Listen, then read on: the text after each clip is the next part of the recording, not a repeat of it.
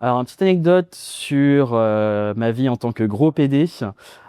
Pour la partie homosexuelle, j'ai de la chance. J'ai pas vraiment vécu beaucoup d'homophobie, que ce soit au collège, lycée, de ma vie en général. Par contre, d'un point de vue grossophobie, ça, je l'ai toujours vécu depuis que je suis petit.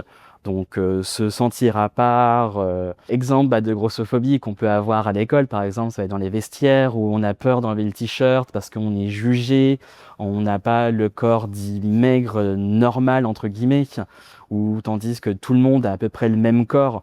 Ça reste quand même différent d'avoir un corps gros et poilu.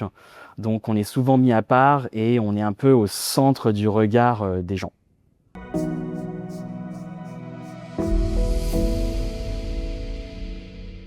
J'ai clairement eu des attaques grossophobes, principalement en fait sur les applis de rencontres gays, donc de la part de la communauté LGBT, où vraiment l'archétype du PD, c'est masculin, abdos, ils vont à la salle de sport, donc automatiquement je ne suis pas vu comme désirable face aux hommes. Au fur et à mesure, quand j'étais plus jeune, j'ai essayé de me guider sur d'autres moyens de rencontrer des gens. Le problème, c'est que je suis tombé sur l'extrême opposé, donc la fétichisation.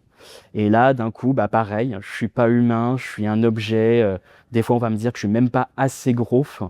Et en fait, on essaie de se retrouver dans cet entre-deux. Compliqué de trouver l'amour dans ce cas-là.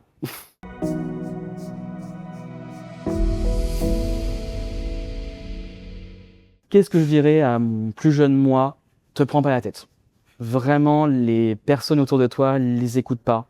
C'est des personnes têtues, donc ça sert à rien de perdre ton énergie à devoir t'expliquer ou en parler ou les éduquer. Ça ne sert strictement à rien. Vraiment, vis ta vie, sois toi-même. Justement, le fait d'être unique et toi-même, c'est la chose qu'aujourd'hui, tu vas le plus chérir.